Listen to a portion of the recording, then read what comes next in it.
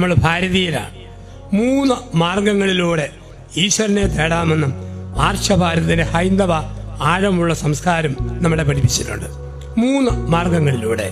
1 കർമ്മമാർഗം, 2 ജ്ഞാനമാർഗം, 3 ഭക്തിമാർഗം. ഇത് 3ഉം ആവശ്യമാണ്. ഉണ്ണിയേശു ജനിച്ചപ്പോൾ പുൽക്കൂട്ടിൽ അവനെ കണ്ടത് ഈ 3 മാർഗത്തിൽ വന്നവരാ. 1 കർമ്മമാർഗം, ഏൽപ്പിച്ച പണി ഭംഗിയായിട്ട് ചെയ്യണം. ഒരച്ഛൻ അച്ഛൻ്റെ ജോലി അന്തസ്സായിട്ട് ചെയ്യണം. ഒരപ്പൻ അപ്പൻ്റെ കടമ, ഒരമ്മ അമ്മയുടെ കടമ, രാഷ്ട്രീയക്കാര് അവരുടെ കടമ, പിതാക്കന്മാര് അവരുടെ ദൗത്യം. എന്താണോ ഒരു ജോലി അത് ഭംഗിയായിട്ട് ചെയ്യണം. അതിൽ യാതൊരു അയവും വരുത്താൻ പാടില്ല. പൂർണ്ണമായി കമ്മിറ്റഡ് ആകണം ചെയ്യുന്ന പണികളോട്. അതാരാണ് കാണിച്ചത്? ആട്ടിടയന്മാർ. ഇടയന്മാർക്കൊരു പണിയേ ഉള്ളൂ, ആട്ടുംപറ്റത്തെ നന്നായിട്ട് കാക്കുക. മൃഗങ്ങളിൽ നിന്നും കൊള്ളക്കാരിൽ നിന്നും ഈ ആട്ടുംപറ്റത്തെ കാക്കുക. ഉറക്കളിച്ചും ആട്ടിടയന്മാര് ആട്ടുംപറ്റത്തിന് കാവലിരുന്നു. കർമ്മം ഭംഗിയായിട്ട് ചെയ്തു. അവർ ക്രിസ്തുവിനെ കണ്ടെത്തി. കർമ്മമാർഗം, ഏൽപ്പിച്ച ജോലികൾ നൽകപ്പെട്ട സമയത്ത് നമ്മൾ ഭംഗിയായിട്ട് ചെയ്യുക. 2 ജ്ഞാനമാർഗം. എന്താ ജ്ഞാനമാർഗം? ശരിക്കും പഠിക്കണം. സമുദായത്തെക്കുറിച്ച് വായിച്ച് പഠിക്കണം. ബൈബിളിനെ കുറിച്ച് ആധികാരിക ശാസ്ത്രീയ വ്യാഖ്യാനങ്ങൾ വായിച്ച് പഠിക്കണം. പറയുന്നതെന്തിനും ഒരു ആധികാരികത വേണം. സഭയെക്കുറിച്ച്, സമുദായത്തെക്കുറിച്ച്, കുടുംബത്തെക്കുറിച്ച് അറിവ്. എന്തും വായിക്കുക, ഏതും വായിക്കുക. ആകാശത്തിലെ എന്തിനെക്കുറിച്ചും അല്പം അറിവ് നമുക്ക് ആവശ്യമാണ്. മുറിവൈദ്യൻ ആളെ പോലും. അല്പം അറിവുള്ളവൻ അതുമാത്രം ശരിയാണെന്ന് പറഞ്ഞ് പൊക്കിപ്പിടിച്ച് പറയും. യഥാർത്ഥ അറിവുള്ളവർ വിനയപ്പെടും. അവർ ജ്ഞാനികളായിട്ട് മാറും. അതാണ് ബൈബിളിലെ 3 രാജാക്കന്മാർ, 3 ജ്ഞാനികൾ പൗരുഷദേശത്തുന്നു. 3 ജ്ഞാനികൾ. അവർ ശരിക്കും പഠിച്ചവരാ, ചുമ്മാ പിള്ളകളിയല്ല. ഈ വഴിപക്കത്തിൽ 4-ാം കൂലി കൈനോട്ടക്കാരുണ്ട്, അവരുടെ ടൈപ്പല്ല. അവർ വേണേ പറയും കയ്യെ നോക്കിയിട്ട് സഹോദര സഹോദരി സകലമാന രേഖകളും കാണുന്നു. ആയുർരേഖ, വിദേശരേഖ, സാമ്പത്തിക രേഖ, ആത്മീയ രേഖ, ആരോഗ്യരേഖ, ഭൂമധ്യരേഖ ഇതെല്ലാം ഇവിടെ തന്നെ കാണുന്നു. സകല മണ്ഡലങ്ങളും മോശം. വ്യാഴമണ്ഡലം, ശുക്രമണ്ഡലം, ചൊവ്വാമണ്ഡലം, നിയോജക മണ്ഡലം എല്ലാം മോശമാണല്ലോ. വ്യാഴം കമന്ന് കിടക്കുന്നു, വെള്ളി മലന്ന് കിടക്കുന്നു, ശനി കുനിഞ്ഞു നിൽക്കുന്നു, ഞായർ ഞെളിഞ്ഞു നിൽക്കുന്നു. ഈ 3-ാം കട പീറകളുടെ കൈനോട്ടമുള്ളു. അതല്ല, ചില വാരഫലം പറയുന്നത് കാണാം. എന്താ പറയുക? ഭരണി നാളി പിറന്നോളെല്ലാം അടുത്ത ഒരാഴ്ച കാലം മാങ്ങ ഉപ്പിലിടാൻ സാധ്യതയുണ്ട്. ആ ടൈപ്പല്ല. അന്തസ്സോടെ പഠിക്കണം. ചുമ്മാ പൊട്ടും പേടും പഠിച്ചിട്ട് പറഞ്ഞു നടന്നാൽ അധികാരം വേണം പറയുന്ന കാര്യത്തിൽ. അതാണ് 3 ജ്ഞാനികൾ. നക്ഷത്രങ്ങളെക്കുറിച്ച്, സൗരയൂഥത്തെക്കുറിച്ച്, ക്ഷീരപഥത്തെക്കുറിച്ച് പഠിച്ചു. കൃത്യമായി നക്ഷത്രത്തെ പിന്തുടർന്നു, ക്രിസ്തുവിലെത്തിച്ചേർന്നു. നക്ഷത്രജ്ഞാനം, അറിവ് വേണം. ഇപ്പോൾ 1 കർമ്മമാർഗം, 2 ജ്ഞാനമാർഗം, 3 ഭക്തിമാർഗം. അതാരാ? മറിയം, യേശുവിന്റെ അമ്മയായ മറിയം. എല്ലാം ഹൃദയത്തിൽ സംഗ്രഹിച്ചു. പ്രിയപ്പെട്ടവരെ, കാലങ്ങൾ കഴിയുമ്പോൾ പുതിയ തലമുറയ്ക്കൊക്കെ ഉണ്ടാകാവുന്ന ഒരു ചിന്ത: പള്ളിയും വേണ്ട, പട്ടക്കാരും വേണ്ട, കൂതാശയും വേണ്ട, ഉപദേശിയും വേണ്ട, പ്രാർത്ഥനയും വേണ്ട, ബൈബിളും വേണ്ട, ഒന്നും വേണ്ട. കുറച്ച് അറിവ് മതി. ചുമ്മാ മൊബൈലിൽ ചൊറിഞ്ഞുകൊണ്ടിരുന്നാൽ ഏതാണ്ടൊക്കെ കിട്ടുമെന്ന് കരുതുന്ന ഒരു ലോകത്തിൽ തമ്പുരാൻ പറയുന്നു, നമുക്ക് ഭക്തി വേണം. കാരണന്മാർ പഠിപ്പിച്ച വിശുദ്ധ സഭയുടെ പാരമ്പര്യങ്ങൾ, കൗമാ നമസ്കാരങ്ങൾ, ചൊല്ലുന്ന പ്രാർത്ഥനകൾ, വേദപുസ്തകം, ധ്യാനം, സുവിശേഷ പഠനം ഏത് സഭയിലും ഏതു സമൂഹത്തിലും ആചാര്യന്മാരോട് ചേർന്ന് നമ്മൾ പഠിക്കണം. ഇത് ഭക്തിമാർഗം. ഇത് 3 മാർഗത്തിൽ സഞ്ചരിക്കുവാൻ പകലോമന്റം കരിമന്നൂർ കുടുംബയോഗത്തിന് സാധിക്കണമേ എന്ന് പ്രാർത്ഥിക്കുന്നു. ബൈബിളിൽ ഒരു കുടുംബമുണ്ട്. ആ കുടുംബം നമ്മുടെ മാതൃകയാക്കണം. വിശുദ്ധ യോഹന്നാന്റെ സുവിശേഷം 2-ാം അധ്യായത്തിൽ ഒരു കുടുംബം പറയുന്നു, 3-ാം ദിവസം ഗലീലയിലെ കാനാവിൽ ഒരു വിവാഹ വിരുന്ന് നടന്നു. യേശുവിന്റെ അമ്മയുണ്ടായിരുന്നു. യേശുവും ശിഷ്യന്മാരും വിരുന്നിന് ക്ഷണിക്കപ്പെട്ടിരുന്നു. അവിടെ വീഞ്ഞു തീർന്നു പോയപ്പോൾ മറിയം പറഞ്ഞു, അവർക്ക് വീഞ്ഞില്ല. അടുത്ത നിമിഷം അവൻ പറയുന്ന പോലെ ചെയ്യുവിൻ എന്ന് പറഞ്ഞു. കൽഭരണികൾ കഴുത്തോളം നിറയ്ക്കപ്പെട്ടു. 6 ഭരണികൾ. ക്രിസ്തുവിന്റെ കരങ്ങൾ നീട്ടിപ്പിടിച്ചു. ഒരു നിമിഷം കൊണ്ട് വെള്ളരി വെളുത്ത പച്ചവെള്ളത്തിന്റെ മുഖം നവവധുവിന്റെ മുഖം പോലെ ചുവന്നു കൊടുത്തു. വീര്യമുള്ള വീഞ്ഞായി വാരിക്കോരി വിളമ്പി. അവിടെ വിരുന്നുവാഴി ചോദിക്കുന്ന ചോദ്യമുണ്ട്. എല്ലാവരും മുന്തിയനം ആദ്യം വിളമ്പുന്നു. ലഹരി പിടിക്കുമ്പോൾ താഴ്ന്നു തരും. നന്ദി അവസാനം വരെ നല്ല വീഞ്ഞ് സൂക്ഷിച്ചു വെച്ചല്ലോ. പ്രിയപ്പെട്ടവരെ, വിശുദ്ധ നാട്ടിൽ 2 കരകൾ. ഒന്ന് യൂദയാ പ്രദേശം, 2 ഗലീലി പ്രദേശം. 2 കാനാ എന്ന പേരിൽ ഓരോ സ്ഥലം. തെറ്റാതിരിക്കാൻ പറയുന്നു, ഇത് ഗലീല പ്രദേശത്തെ കാനായി. വിവാഹവിരുന്ന് നടക്കും. നമ്മുടെ വിവാഹ രീതിയും യഹൂദരുടെ വിവാഹ രീതിയും തമ്മിൽ വലിയ വ്യത്യാസം. നമ്മുടെ നാട്ടിൽ ഫെബ്രുവരി മാസം 6-ാം തീയതി ഒരു കല്യാണമുണ്ട് എന്ന് പറഞ്ഞ് ക്ഷണിച്ചാൽ 5-ാം തീയതി വൈകിട്ട് വീട്ടിൽ വരും, ഭക്ഷണം കഴിക്കും. 6-ാം തീയതി പള്ളിയിൽ വരും, കർമ്മത്തിൽ പങ്കെടുക്കും, ഭക്ഷണം കഴിച്ച് പല്ലും കുത്തി കുറ്റവും പറഞ്ഞുകൊണ്ട് യാത്രയാകും. നമ്മുടെ രീതി അങ്ങനെ. ചില ആൾക്കാർ പള്ളിയിൽ കൂടെ പോവുകയല്ല, പട്ടി കശാപ്പുകളിൽ എല്ലു തിന്നാൻ പോകുന്ന പോലെ പാരിഷുകളിൽ കോഴിക്കാല് കടിക്കാൻ പോകും. അത് പട്ടിയുടെ സംസ്കാരമാണ്, ക്രൈസ്തവ പാരമ്പര്യമല്ല. ആദ്യം ദേവാലയത്തിലെ വിശുദ്ധ കർമ്മം, അത് കഴിഞ്ഞുള്ളതാണ് ഭക്ഷണം എന്നൊക്കെ പറയുക. അത് യഹൂദരുടെ രീതി അങ്ങനെയല്ല. ഫെബ്രുവരി 6-ാം തീയതി കല്യാണം എന്ന് പറഞ്ഞാൽ 1-ാം തീയതി മുതൽ 6-ാം തീയതി വരെ ക്ഷണിക്കപ്പെട്ടവർക്ക് ക്ഷണിച്ച വീട്ടിൽ ചെല്ലാം.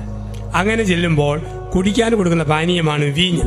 ആരും ഓർത്തേക്കല്ല, ഇവിടുത്തെ പോലെ പൂസാകുന്ന കള്ളുകൂടിയല്ലത്. ദൈവാനുഗ്രഹത്തിന്റെ പ്രതീകമാണ് ഇസ്രയേൽ വീഞ്ഞ്. ഒരു പാത്രം വീഞ്ഞ് വെച്ചോ ദൈവാനുഗ്രഹം മുമ്പിൽ വെച്ചിരിക്കുന്നു. അതുകൊണ്ടാണ് ജോയൽ പ്രവാചകൻ പറയുക, നിന്റെ വീട്ടിലെ തീരാത്ത ദൈവാനുഗ്രഹം അതിന്റെ പ്രതീകമാണ് നിന്റെ ഭരണിയിലെ ഒഴിയാത്ത വീഞ്ഞ്. ഇന്ന് ഈ കുടുംബയോഗം കഴിഞ്ഞ് 4 മണിക്ക് തിരിച്ച് വീട്ടിൽ ചെല്ലുമ്പോൾ കുടിക്കുന്ന ഏതെങ്കിലും കെട്ടിയവനുണ്ടെങ്കിൽ ഭാര്യയോട് പറഞ്ഞേക്കല്ലേ, ഇനി ജോസഫ് അച്ഛൻ പറഞ്ഞു കേട്ടില്ലേ, നമ്മുടെ വീട്ടിലെ തീരാത്ത ദൈവാനുഗ്രഹമാണ് കുപ്പിയിലെ ബ്രാൻഡി, അലമാരിയിലെ വിസ്കി. അങ്ങനെ വെക്കാൻ വേണ്ടിയല്ലല്ലോ. ഈയിടെ ഒരു ചെറുപ്പക്കാരൻ 5 കുപ്പി കിങ് ഫിഷർ ബിയർ മേടിച്ച് ഫ്രീസറിൽ വെച്ചു. തള്ള ചോദിച്ചു, നീ കുടി തുടങ്ങിയോ? അവൻ ഇല്ലമ്മേ, പിന്നെ എന്താടാ? അവൻ പറഞ്ഞു, ഇന്ത്യയുടെ സ്വത്ത് കട്ടുകൊണ്ട് പോയ വിജയമല്യയുടെ സ്വത്ത് ഞാൻ മരപ്പിക്കുകയാണ് ഇതിനകത്ത് വെച്ചിട്ട്. അപ്പം കുടിക്കുന്നവർക്ക് ന്യായീകരണമുണ്ട്, അതിന് നീതീകരണമുണ്ട്. അപ്പോൾ വീഞ്ഞില്ലേ നാണക്കേട്. ക്ഷണിക്കപ്പെട്ടവർക്ക് എപ്പോൾ വേണേലും വരാം. ചെറുക്കൻ്റെ വീട്ടുകാർക്ക് ഏത് സമയത്ത് വരാം. പാതിരാത്രി എങ്കിൽ പാതിരാത്രി. അതുകൊണ്ടാണ് മത്തായി 25 മണവാളൻ അർദ്ധരാത്രിയിൽ വന്നു. നമ്മൾ ഇവനേതോ പെണ്ണുപിടിയൻ ചെറ്റ പൊളിക്കാൻ പാതിരാത്രിക്ക് വന്നു അല്ല. ഏത് സമയത്തും ക്ഷണിക്കപ്പെട്ടവർക്ക് ക്ഷണിച്ച വീട്ടിൽ ചെല്ലാം. ഒരാഴ്ചക്കാലം അവിടെ ചെല്ലുമ്പോൾ വീഞ്ഞില്ലെങ്കിൽ ദൈവാനുഗ്രഹമില്ല. വീഞ്ഞ് തീർന്നു പോയോ ദൈവാനുഗ്രഹമില്ല. ഇപ്പൊ ദൈവാനുഗ്രഹമില്ലാത്ത പെണ്ണിനെ കല്യാണം കഴിക്കത്തില്ല. ഇതാണ് പശ്ചാത്തലം. ഇപ്പം ഇവരെന്ത് ചെയ്യുക? വീട്ടിൽ ചെല്ലുക, ക്ഷണക്കത്ത് കൊടുക്കുക, ഒരു ഓവർകോട്ട് കിട്ടും, അതും പൊതച്ചുകൊണ്ട് ചെല്ലുമ്പം കഴുത്തറ്റം കുടിക്കാം, മൂക്കറ്റം തിന്നാം, ഏമ്പക്കം വിടാം. പോകുമ്പോൾ കോട്ട് ഊരി കൊടുക്കുക, കത്ത് മേടിച്ച് കൈപ്പിടിക്കുക, വീട്ടിൽ ചെല്ലുക, കിടന്നുറങ്ങുക. നാളെ രാവിലെ കത്തെടുക്കുക, കൊണ്ട കൊടുക്കുക, കോട്ടിടുക, പിന്നെയും കഴിക്കാം. 7 ദിവസം ഇസ്രായേലിൽ ഇന്നുമുള്ള പരിശുദ്ധ പാരമ്പര്യം. ബൈബിളിൽ ആർത്തിപ്പണ്ടാരമായ ഒരു മനുഷ്യൻ കത്തെടുക്കാൻ മറന്നുപോയി, കോട്ടിടാൻ മറന്നുപോയി, കല്യാണപ്പന്തലിലേക്ക് ഇടിച്ചു കയറി, ചെവിക്ക് പിടിച്ചു നോക്കി പുറത്തേക്ക് വിട്ടു. കാരണം മിനിമം ഒരുക്കം, വിവാഹ വസ്ത്രം പോതച്ചില്ല, അത്ര ഒരുക്കം പോലും ഇവൻ കാണിച്ചില്ല. എല്ലാവരും കയറി ഇറങ്ങി. ഒരാഴ്ച എല്ലാം കുടിച്ചു നിർത്തപ്പെടാ കർത്താവായ യേശു ചെല്ലുന്നു. യേശു ചെന്നപ്പം കുറെ പേര്, വിളിക്കാത്ത കുറെ പേര് യേശുവിനെ കാണാൻ വേണ്ടി വന്നു. നമുക്കറിയാം, ഉമ്മൻചാണ്ടി സാറ് ഒരിടത്ത് വന്നാൽ വിളിക്കാത്ത ലോക്കൽ നേതാക്കന്മാർ കൂട്ടത്തിൽ ഒപ്പം വരും. അത് സാധാരണ രാഷ്ട്രീയത്തിലുണ്ട്. നിങ്ങളൊക്കെ നീണ്ട യാത്ര ചെയ്യുമ്പോൾ Arya Bhavan, Vasantha Bhavan, Saravana Bhavan, Udupi hotel, Indian coffee house ചെന്ന് ഓർഡർ കൊടുക്കും. ചപ്പാത്തി, നെയ്റോസ്റ്റ്, പൂരി മസാല, മസാല ദോശ. പക്ഷെ ഓർഡർ കൊടുക്കാത്ത വയ്യാവേലി ഒരു നാണമില്ലാതെ പ്ലേറ്റിൽ കയറി കുത്തിയിരിക്കും. തൊളവട എന്ന് പറയുന്ന ഉഴുന്നുവട. പിന്നെ മര്യാദ ഉള്ളത് അവന്റെ മോന്തയ്ക്ക് തെറിയല്ല, തിന്നിട്ട് പോരും. കാനായിലെ വീട്ടിൽ വിളിക്കാത്തവരെ ഉഴുന്നുവടകൾ ഉരുണ്ട് കയറി വന്നു. ഇത്രയും പേര് വന്നപ്പം കുടിക്കാൻ കൊടുക്കാൻ വീഞ്ഞില്ല. നാണക്കേടിൽ മറിയം പറഞ്ഞു, മോനെ വീഞ്ഞില്ല. ആ നിമിഷം കൽഭരണികൾ 6 എണ്ണം നിറയ്ക്കപ്പെട്ടു. ബൈബിളിന്റെ അക്കശാസ്ത്രത്തിൽ 6 അപൂർണത, 7 പൂർണ്ണത. കാനായിൽ അപൂർണതയാണ് 6 ഭരണികൾ. വെളിപാട് പുസ്തകത്തിൽ വെള്ളത്തിൽ നിന്ന് പൊങ്ങി വന്ന നെറ്റിയുടെ ആ ജീവിയുടെ നെറ്റിയിൽ അപൂർണതയുടെ പൂർണ്ണത 3 ആറുകൾ. 6 6 6 666. തമ്പുരാൻ വരുമ്പോൾ പൂർണ്ണത, അവനില്ലെങ്കിൽ അപൂർണത എന്നാണ് വേദപുസ്തകത്തിന്റെ അക്കശാസ്ത്ര വ്യാഖ്യാനം. അപ്പൊ അവിടെ 6 ഭരണി. ഇപ്പം ക്രിസ്തു പറഞ്ഞു വെള്ളം നിറയ്ക്ക്. നിറച്ച ഭരണിയുടെ മേൽ കരങ്ങൾ നീട്ടിപ്പിടിച്ചു. ഒരു നിമിഷം കൊണ്ട് വെള്ളി വെളുത്ത പച്ചവെള്ളത്തിന്റെ മുഖം ചുമന്നു തൊടുത്തു. വീര്യമുള്ള വീഞ്ഞായി വാരിക്കോരി വിളമ്പി. ഇനി ഇതിന്റെയും ചരിത്ര പശ്ചാത്തലം ഇനി ബൈബിൾ വായിക്കുമ്പോൾ മനസ്സിൽ വേണം. ഇസ്രയേലിലെ പാരമ്പര്യമാണ്, ഒരു സ്ത്രീ പ്രസവിക്കുന്നത് പെങ്കൊച്ചാണെങ്കിൽ അവൾ ഉണ്ടാകുന്ന അന്ന് അവിടെ ഓർമ്മയ്ക്കായി അപ്പനും അമ്മയും കൂടി ഇന്നും 1 ഭരണി വീഞ്ഞ് എടുത്തു വെക്കണം. പാവപ്പെട്ട കുടുംബത്തിൽ ചെറിയ ഭരണി. ഇടത്തരം കുടുംബത്തിൽ ഇടത്തരം ഭരണി, സമ്പത്തുള്ള കുടുംബത്തിൽ മുഴുത്ത ഭരണി, ഒന്നെ കട്ടിക്ക് അല്ല പത്താഴത്തിൽ അല്ല തട്ടും പുറത്ത്. ഓരോ ജന്മദിനത്തിലും ഓരോ ഭരണി വീഞ്ഞ് അപ്പനും എടുത്തു വെക്കണം പെണ്ണിന് വേണ്ടി. അവിടെ കല്യാണം ഉറപ്പിക്കുന്നത് 13-ാം വയസ്സിൽ. 13 വയസ്സാകുമ്പോൾ ഇവൾക്ക് വേണ്ടി അപ്പനും അമ്മയും കൂടി 13 ഭരണി വീഞ്ഞ് കരുതി വെച്ചിരിക്കും.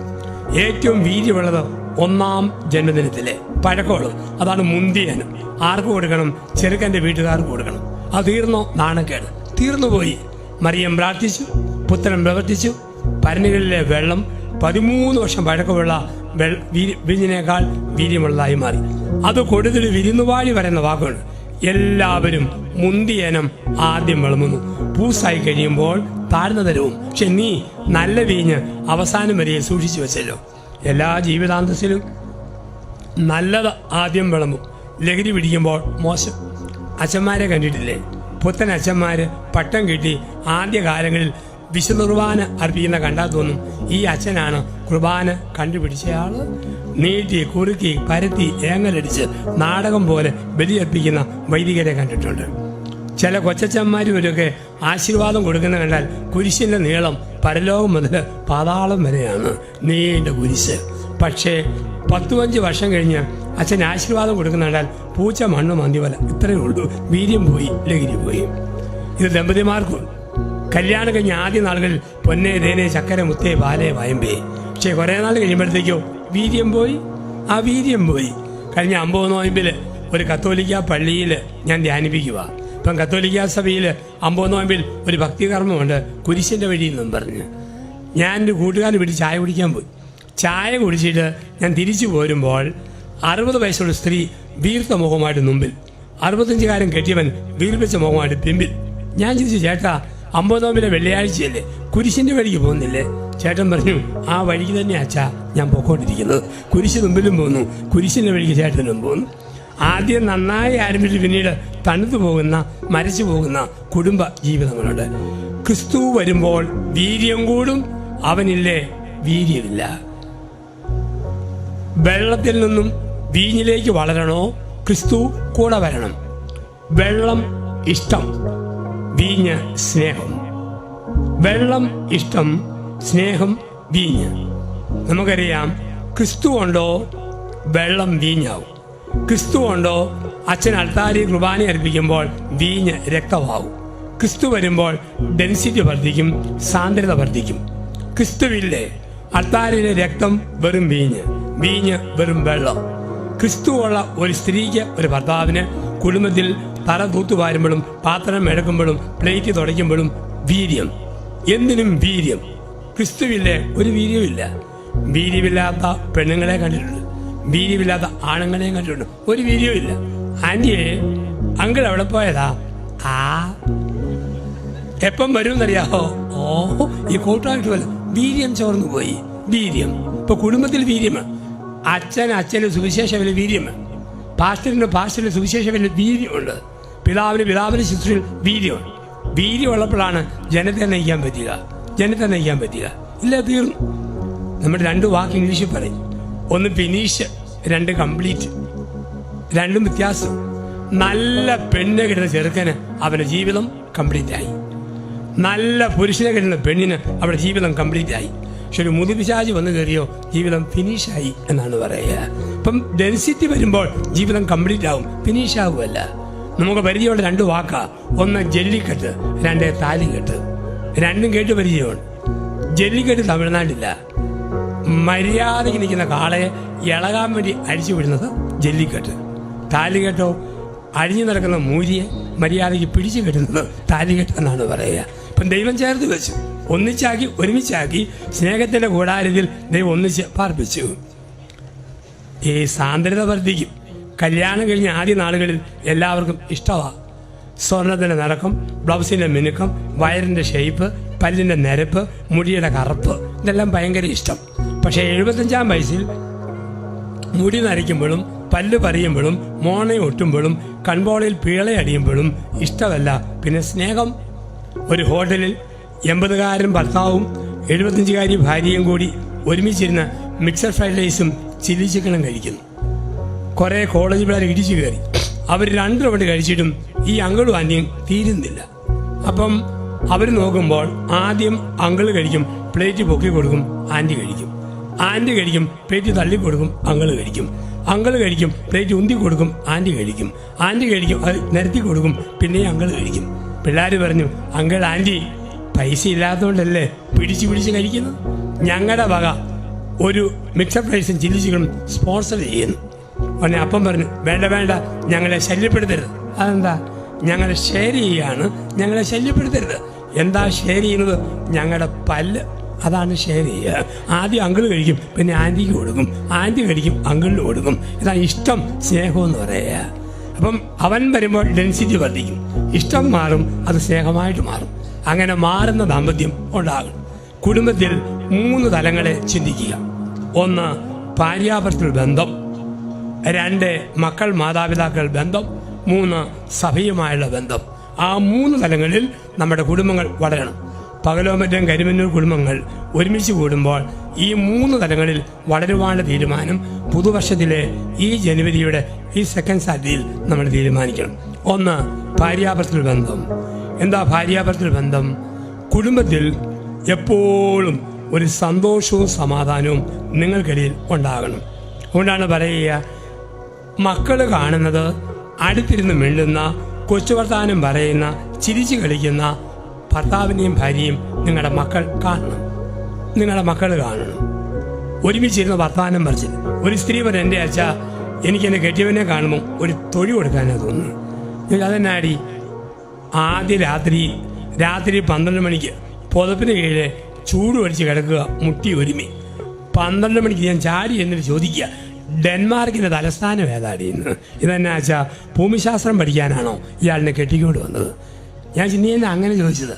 വിവാഹത്തിന് ഒരുക്കിയ മനഃശാസ്ത്രജ്ഞൻ പറഞ്ഞായിരുന്നു, പുതുജീവിതം തുടങ്ങുമ്പോൾ, വിഷയങ്ങൾ തീരുമ്പോൾ വിഷയം തീരാതിരിക്കാൻ മനഃപൂർവ്വം വിഷയം ഉണ്ടാക്കി വർത്താനം പറയണം. എൻ്റെ അച്ഛ ഒരു പുത്തൻ ജീവിതം ആരംഭിച്ചല്ലേ, അവിടെ നോളജ് ടെസ്റ്റ് ചെയ്യാൻ വേണ്ടി വിഷയം എടുത്തിട്ടതാ. സംസാരം വേണം. ഒരു കുടുംബത്തിൽ എപ്പോഴും അടുത്തിരുന്ന് വർത്താനം പറയുന്ന, ഒരുമിച്ച് പ്രാർത്ഥിക്കുന്ന, ഒന്നിച്ച് പ്രാർത്ഥിക്കുന്ന, ഒരുമിച്ച് കുർബാനയ്ക്ക് പോകുന്ന, ഒരുമിച്ച് ബൈബിൾ പഠിക്കാൻ പോകുന്ന ഒരു കൂട്ടായ്മയായിട്ട് നമ്മൾ വളരുക. കുടുംബത്തിൽ ഇത് ആവശ്യമാണ്. അത് കുഞ്ഞുങ്ങൾ പഠിക്കണം. ഈ വർഷത്തിൽ ഒരു പ്രാവശ്യം ഇങ്ങനെ വന്നു പോയാൽ മാത്രം പോരാ, പരമാവധി നമ്മൾ സ്നേഹത്തിൻ്റെ പ്രകടനങ്ങൾ ദമ്പതികൾ കാണിക്കണം. ആ കുടുംബത്തിന് എന്നും വീര്യമുണ്ട്, എന്നും സന്തോഷമുണ്ട്, എന്നും ഒരു സമാധാനമുണ്ട്. അത് കുടുംബത്തിൽ അണയാതെ നമ്മൾ സൂക്ഷിക്കുക എന്നുള്ളതാണ്. ഒപ്പം നമ്മൾ ഓർക്കണം, ചെറുപ്പക്കാരി ദമ്പതിമാര് പ്രായമായ മാതാപിതാക്കൾക്ക് നല്ല സ്നേഹവും പരിഗണനയും കൊടുക്കണം. നിങ്ങൾ ഒരുപാട് പേരും യുവത്വത്തിലൂടെ കടന്നു പോകുന്ന ദമ്പതിമാരാണ്. നിങ്ങളുടെ വീട്ടിൽ പ്രായമുള്ള അപ്പനും അമ്മയുണ്ടോ, പ്രത്യേക പരിഗണന നമ്മൾ കൊടുക്കണം. നമ്മൾ എങ്ങനെ പെരുമാറുന്നോ അത് നമ്മുടെ കുഞ്ഞുങ്ങൾ കണ്ടുപിടിക്കുന്നു. നിങ്ങൾ നിങ്ങളുടെ അപ്പനോടും അമ്മയോടും സംസാരിക്കുന്ന രീതി, പെരുമാറുന്ന രീതി നിങ്ങളുടെ മക്കൾ കണ്ടുപിടിക്കുന്നുണ്ട്. അതെപ്പോഴും ഓർക്കുക. കുറേ നാൾ മുമ്പ് ഒരു സംഭവം കേട്ടു. ഒരു വീട്ടിൽ 80-കാരൻ അപ്പൻ, 78-കാരി അമ്മ. അപ്പൻ്റെ പുറത്തെ തൊലിയെല്ലാം പൊട്ടിയിട്ട് വ്രണമാണ്. അപ്പം അങ്ങനെ ദുർഗന്ധമായപ്പോൾ ഈ അമ്മ പൊടിയിടുന്നു, കരിക്കുന്നു, എണ്ണ തുടച്ചു കൊടുക്കുന്നു, ചൂടുവെള്ളം കൊണ്ട് മുപ്പി കൊടുക്കുന്നു. കെടാമുട്ടന്മാർ 3 ആമകളും അവിടെ ഭാര്യമാരുമുണ്ട്. അവർക്ക് ഇവരെ വളർത്തിയ അപ്പനെ നോക്കാൻ അറപ്പാണ്. ഈ അമ്മ തന്നെ വേണം ചെയ്യാൻ. പക്ഷെ കഴിഞ്ഞ 3 മാസമായിട്ട് ഈ 3 അവന്മാരും ഈ വീട്ടിൽ നിന്ന് പോകത്തില്ല, അപ്പൻ്റെ മുറിയിൽ നിന്ന് എഴുന്നേക്കത്തില്ല, കട്ടിലേന്ന് പൊങ്ങത്തുമില്ല. ആൾക്കാർ അമ്മയോട് ചോദിച്ചത് തന്നെ, വീതം വല്ലതും കൂടുതൽ കൊടുക്കാമെന്ന് പറഞ്ഞു. ഈ മക്കൾക്ക് ഈ മാറ്റം. അമ്മ പറഞ്ഞു, വീതം കൊടുക്കാമെന്ന് പറഞ്ഞിട്ടൊന്നുമല്ല, 3 മാസം മുമ്പ് ഞാൻ ഈ പൊടിക്കൈ കാണിച്ചു, അതിൻ്റെ ഇഫക്റ്റാ. എന്താ കാണിച്ചത്?